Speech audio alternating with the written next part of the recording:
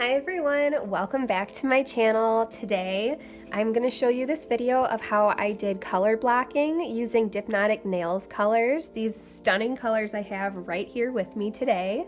I have hydrangea, so gorgeous, this beautiful blue purplish, almost like a periwinkle chunky glitter. Cedar shakes, this beautiful light pale gray. Just a hint of shimmer. You guys, it applies like butter. It is the easiest dip powder I've ever used. It is so wonderful to work with. And then finally, Picket Fence, which is also so beautiful and smooth and shimmery. It just looks like snow. Like, it's just dreamy, you guys. So if you haven't picked these up already from Dipnotic Nails, you can go on her Etsy or you can go on Dipnotic Nails, the website, and you can use Jill10 for a 10% discount all the way through the end of this month, May 2022. So take a look, see what you like, and come back and try some colors with me. So this was actually a request, this video of the color blocking that I did from someone in the Dipnotic Nails group. They wanted to see how I did this. When I joined the Dipnotic Ambassadors group this month, I decided to do a Mani twin with Haley, another ambassador in the group. Quick shout out to Haley, who is awesome. She had this idea to do a color block with hydrangea right in the middle, and then using cedar shakes on the bottom and then picket fence on the top. And I'm so glad that she had this idea to do color blocking because I've never done it before and I'd always kind of been intimidated by color blocking. So when she had the idea, I was just like, no, you know what? This is perfect. I need to jump in and I need to try this. So don't be afraid. I did it. This was my first attempt and I think it actually turned out pretty good. And then the second attempt is a slightly different way that I went about doing the chunky glitter in the middle. So I'll show you how I went about doing that. I don't think either way is wrong. I don't think you can do this wrong, in my opinion. I think they both look fine, but just, see what works for you and let me know if these tips help you. I hope they do. So I'm still new, I'm still learning color blocking, so it's okay to be new. We'll make mistakes, but we'll also learn from them together. So when I did these, I used Scotch tape, and that was a little difficult. Haley recommended using painter's tape, which is what I have right here. I'm gonna use that today. So I'm hoping that will be a nice little trick to use. So these are press-on nails, by the way. So I was just practicing on these. This is a size 0. This is way too big for me. So I would otherwise not use this size. So I thought this would be perfect to practice on. So that's what I have here that I'm going to work on today with you guys. And this was my ring finger size for a manicure that I did when we mani twinned, Haley and I. So you'll see this in our photo if you haven't seen it already in the Facebook group and on my Instagram page. So you can see it there. So what I'm going to do first is I'm going to notice the angle that we did for the slanted color block, and I'm just going to try to mimic that on here with the tape. So I'm just going to cut off a piece of tape. So what I did was I started with the very bottom first. So I'm just going to think about it this way. I want to mimic that because we're going to start at the bottom and we're going to work our way up. I think that would be the easiest way to go with this, and that's kind of what I did last time.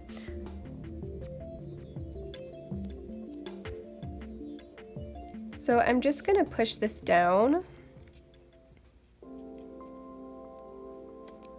so that the tape is connected all the way around, just like that. You guys see that? Perfect. So I just want to make sure it's hugging around the corners so that it's decently secure, and then we're just going to start with the very bottom. We're just going to dip that gray spot. We're just going to keep it simple. We just do one section at a time. So we'll use our cedar shakes. And so this process is basically just the same as a normal dip process as far as putting on base coat and dipping it into the powder, or you can pour over, that works too. So you can see I'm just, staying within this line here. I was actually really surprised how good the one that I did turned out, to be honest, because I'm so new to this. And it's definitely, it takes some trial and error. It's not easy, you guys, and that's okay. Just don't get frustrated, don't give up. Try it a couple times, and sometimes if it's still not working, just come back to it at another time and see if you can learn something new in between your attempts, because sometimes just taking a different approach can help. That really helped me from the first one to the second one, was just trying something a little bit different and making an adjustment. So this is the first dip, and look how smooth this applies. I swear to you, I wasn't lying. This is so smooth how this applies. This dip powder is like butter. It's amazing. I don't know how Melanie does it, but you have to get this color. It's the perfect neutral. I've already done like 4 different manicures with it. I've done a scrub ombre with these two together, which was stunning. It was just perfectly neutral, subtle, beautiful, classic, effortless. I've already used it like so many different ways. It's just so versatile, and you can use it with pretty much anything because it's just that perfect neutral that you need. And it just has a little bit of a shimmer. So it's just, I cannot get over this color.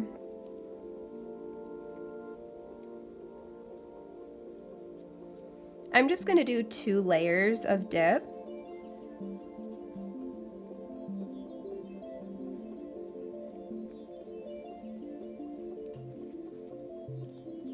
So I'm gonna dip right back in.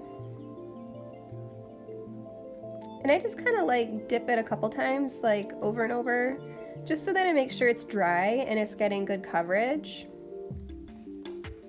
I like using cupcake liners because you can lay flat into it, which gives a really good application and a really smooth finish.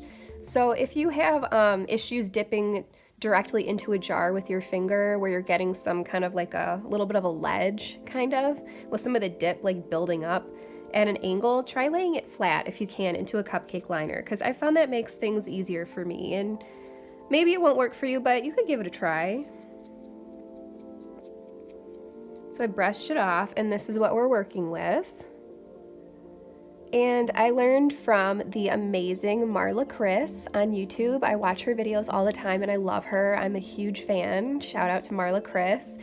I watched some of her videos to try to help me with the color blocking as well. And she has a good trick where she removes the tape before she applies activator. So I'm gonna do the same thing, and that's what I did as well for these. And she's so right. When you take off the tape, you want to make sure that you're happy with the line that you created before you harden what you just did. So if you need to file to straighten this line a little bit before you harden it, you can totally do that. Whereas if you had activated before you took the tape off, you're kind of stuck with it, you know? So I think this looks actually pretty good. I might just take a little bit of a file and just kind of, I don't know, just very slightly try to straighten it just a little bit, but I think it looks pretty good. So this is what I mean, just kind of like very gently trying to clean up that line a little bit. It might still be a little bit messy, but it's okay.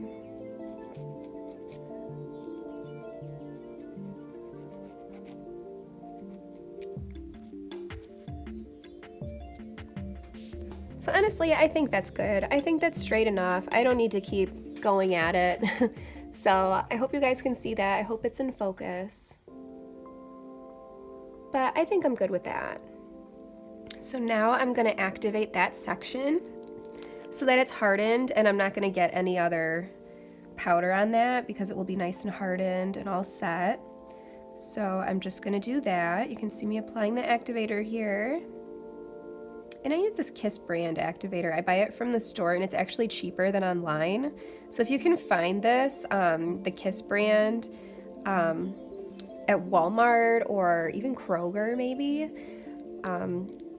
try and see if it's in your local store. Maybe Sally's, I'm not sure, but that's where I got mine, was from Walmart and Kroger a couple times. I'm gonna let that sit for a second so it's dry, and then we'll start our next section with the chunky glitter hydrangea, this beautifulness. so I cut off another piece of tape, and I'm just gonna get ready to put down my next piece of tape here, and I'm gonna try to mimic that same angle here. So I'm just kind of lining it up how I did before, and then I'm just gonna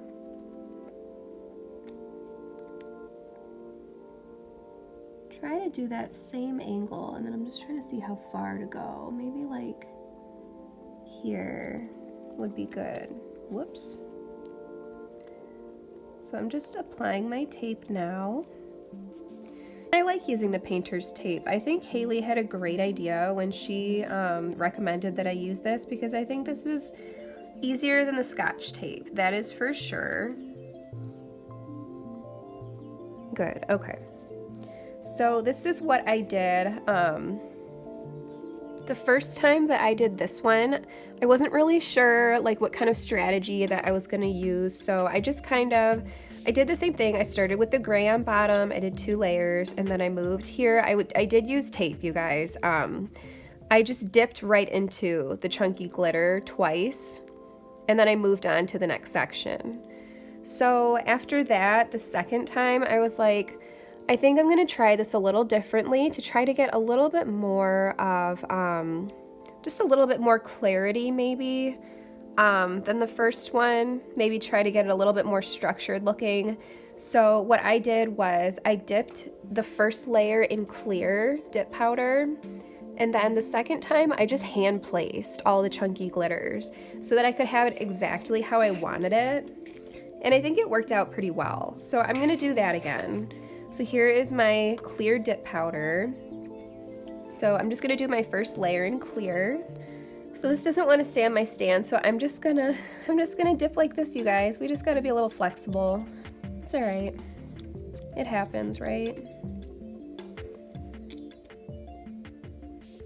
Okay, so I just dipped right into clear, so you can see that there. So let me brush this off. Get off this extra. So we're good there.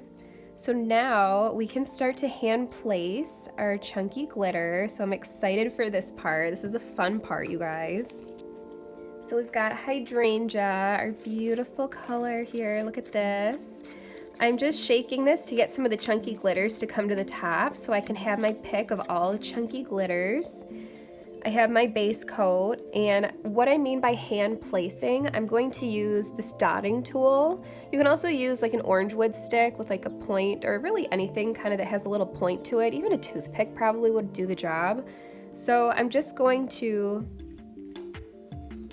apply some base onto my section here.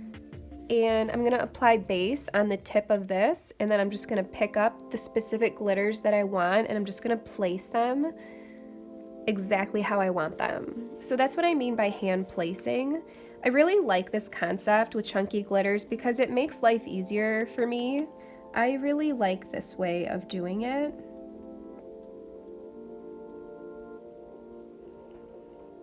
Another trick for using chunky glitters is using gel, because you don't have to rush to apply it before your base dries. So that's always nice. So I'm gonna pick up a chunky glitter. Oh, that's just a little dinky one, but that's okay. I'm getting the small ones, but I'm just applying them by hand, kind of like wherever I want, really. Just kind of freestyling, you guys. It's kind of artistic. I need to add a little more base to my, there we go. Yeah, now we're talking. I want some big chunkies. Just put them on there, like wherever your heart desires. Just place them down, nice and flat. Move them around if you need to. This is your time to get it exactly how you want it. And then if the base dries, no worries, we'll just add more and just keep going. I just find this process like really fun and it makes color blocking kind of easy when you break it down into just a little process, you know, like each section at a time.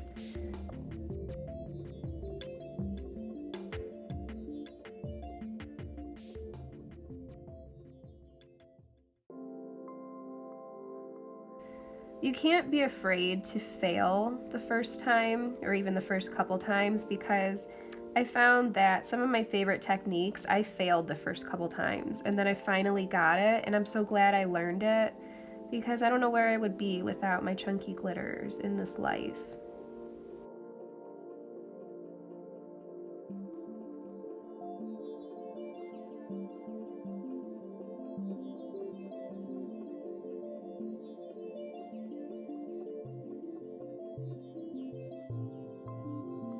I'm going to give this a minute to just finish drying. I'm just going to pat it down, make sure it's nice and flat. That's the other good thing, is you can make sure it's nice and flat. I really like that about this, see? I'm just going to add a little bit more base towards the bottom part, because I think there are some spots that I missed kind of close to the bottom, and I want to get a little more there. So in here it looks a little, just a little blank, so I'm just gonna get some spots in there. But you can leave it kind of see-through, like you could leave it like that if you wanted to, and it's still really pretty. I don't think you can go wrong. It's just kind of your preference. So I think my preference is just to fill it in a little bit more. So that's what I'm gonna do, and I think I'm gonna use some of these smaller glitters.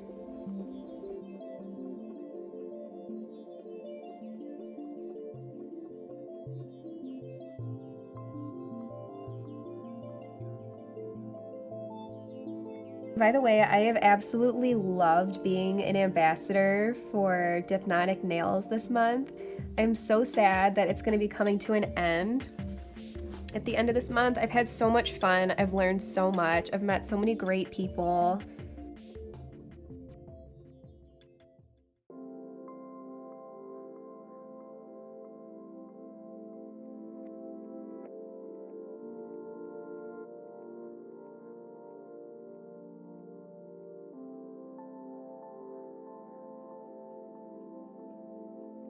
I'm going to switch over to this and see how this works.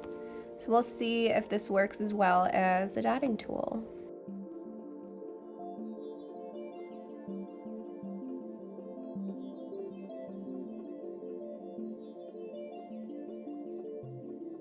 We did 2 layers of gray, and then we activated.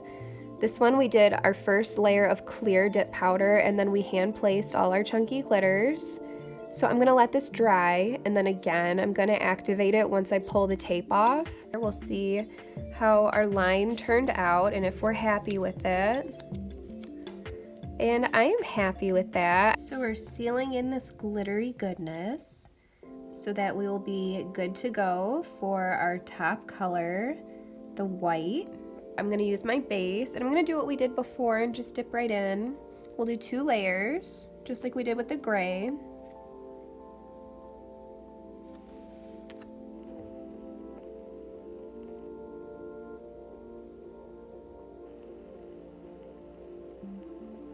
You want to get as close to that line as possible.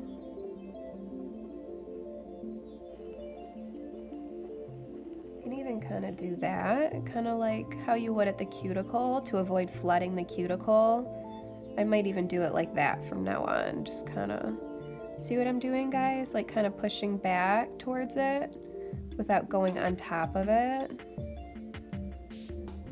We gotta respect the line. Okay. I'm gonna dip it right back in. I can see we kind of missed a spot in there. So I'm gonna try to do a little bit more thorough in there.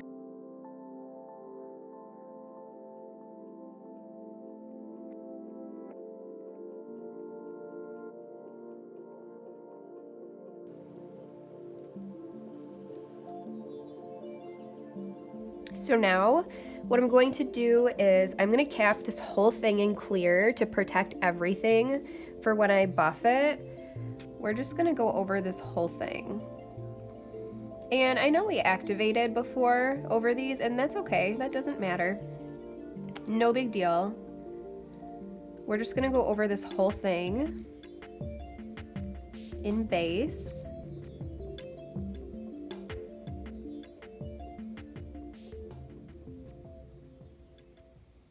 And I cap and clear a little bit different, so I will show you what I do. It's just a little different. So I dip and then immediately brush off all the extra. I don't wait for it to dry. I just go in and get all the extra off immediately. And then I go in with base again and just coat it. So that's what I'm doing here. I found that this trick works really well for me, and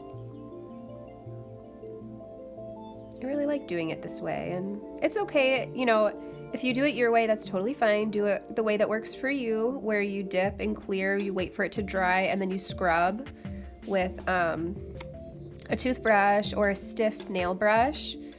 That's totally fine too. I just find that I like this way just a little bit better, so that's all right.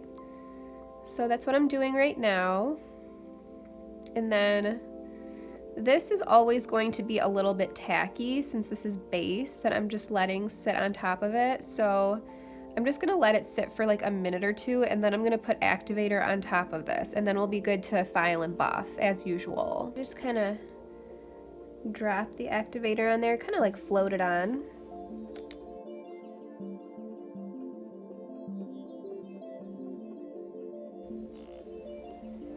So now we can file and buff. So I'm just gonna clean this up a little bit with the shaping. We're also gonna buff. We've got that layer of clear protecting it, so don't be afraid to buff, you guys. It's not gonna damage anything because we have that clear protecting it. We'll activate one more time and then it will be time for top coat. Honestly, I feel like if you can learn how to do this kind of color block, you can probably do anything. Like, I'm sure any other color block is gonna be just even easier. It's just gonna be a total breeze because it's either, you know, a color block with two solids or with like a fine shimmer. Chunky glitters tend to be the trickiest to work with, so this starting out is probably the hardest you can do, in my opinion, using the chunky glitters. So honestly, I feel like everything else is just gonna be a breeze, because if we can, you know, learn how to do a chunky glitter color block, we can do anything.